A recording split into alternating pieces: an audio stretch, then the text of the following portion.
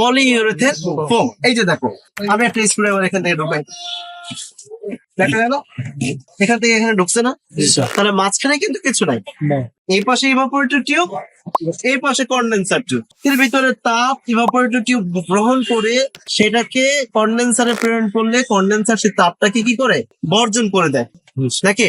যখন তাপটা বর্জন করে তখন সেই তাপটা এখান থেকে রিলিজ হয়ে প্রকৃতিতে ছড়িয়ে যায়। এইভাবে করে এই যে প্রক্রিয়াতে এখানে কিন্তু দুইটা ইভাপোরেটর আছে, এই যে ফ্রেশ ফুড কম্পার্টমেন্ট আর একটা হলো কি frozen food compartment. Fresh food কম্পার্টমেন্টে তোমার আরেকটা ইভাপোরেটর আছে, এটা কিন্তু প্রাইমারি ইভাপোরেটর আর এটা হলো সেকেন্ডারি ইভাপোরেটর। দ্যাট মিনস প্রথমটা হলো তোমার এখানে টেম্পারেচার কত থাকে -18 থেকে -18 ডিগ্রি সেলসিয়াস মিনিমাম থাকতে হবে। কেন থাকতে হবে?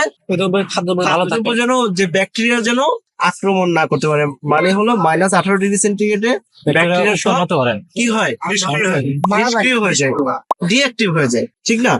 তাহলে এই যে টিউবটা চারিদিক দিয়ে পেঁচানো, এই পেঁচানো টিউবটা চারিদিক দিয়ে কি করতেছে? তাপ শোষণ করতেছে। এই চারিদিক দিয়ে থাকার ফলে তোমার কি হয়? চারিদিক দিয়ে তাপটা শোষণ করতেছে।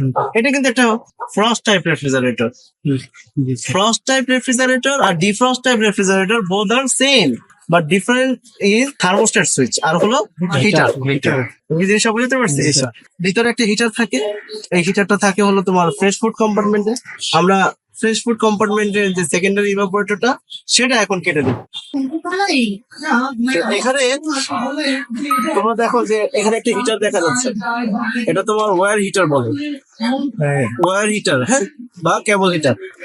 এই হিটারটা দেখো যে এখানে যদি বরফ জমে সে বরফটাকে গলিয়ে দেয়। কখন গলায়? এটা কানেকশন তো তোমরা পারো, যখন কম্প্রেসরটা বন্ধ হয় তখন হিটারটা চালু হয়। এখন দেখো যে এখানে এই টিউবটা থাকে, এখানে টিউবের পরিমাণ কম, এজন্য এটা টেম্পারেচারও কি এখানে কম। এখানে টেম্পারেচার কত থাকে? 5 থেকে 10। এখানে কিন্তু ভেরিয়েশন আছে, এখানে টেম্পারেচারটা কন্ট্রোল করা হয় বা কন্ট্রোল করা যায়। এখানে তুমি 3 থেকে 10 টেম্পারেচার বা 15 টেম্পারেচার ডিগ্রি সেলসিয়াস তাপমাত্রা তুমি রাখতে পারছো। রেফ্রিজারেশন এন্ড এয়ার কন্ডিশনিং না শুধু, যে কোনো সেক্টরে তুমি কাজ শেখার বা স্কিল অর্জন করার মূল থিওরি হলো বা মূল টেকনিক হলো ওই স্কিলের উপরে তার গভীরে তোমাকে প্রবেশ করতে হবে। জিনিসটা বুঝতে পারছি? তাহলে তোমাকে কি করতে হবে যে এর ভিতরে কি আছে, এর ভিতরে কি কি জিনিস দিয়ে বা উপাদান দিয়ে তৈরি করা, এই কথা বুঝতে পারছো? এর ভিতরে উপাদান কি কি আছে দেখো, এর ভিতরে কিন্তু কিছুই নাই।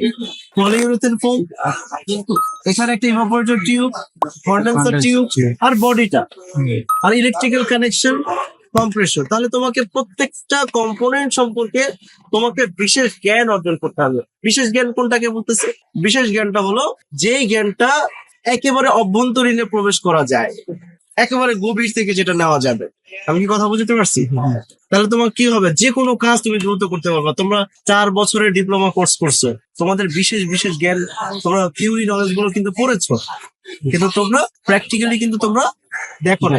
তাহলে তোমরা ইন ফিউচারে যদি তোমরা কোনো বড় বড় সিস্টেমে কাজ করতে যাও বা ছোট সিস্টেমে কাজ করতে যাও, এর ভিতরে কি আছে সেটা তোমাকে দেখতে হবে। কাজ শেখার মূল থিওরি যেটা, সেটা হলো আগ্রহ। তোমার মধ্যে যদি আগ্রহ থাকে তাহলে তোমার ভিতরে একটা ক্ষুধা জন্মাবে। ক্ষুধাটা কি? যে এটার ভিতরে কি আছে ওটা না জানা পর্যন্ত তোমার রাতের ঘুম থাকবে। আমি কথা বুঝতে পারছি? এই ধরনের আগ্রহ যদি কারোর মধ্যে থাকে, দেখবা যে তোমার অল্প সময়ের মধ্যে দ্রুত গতিতে কাজ শিখে গেছে।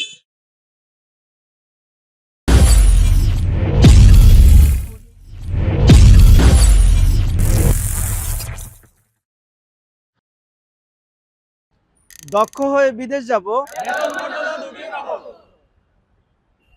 We are from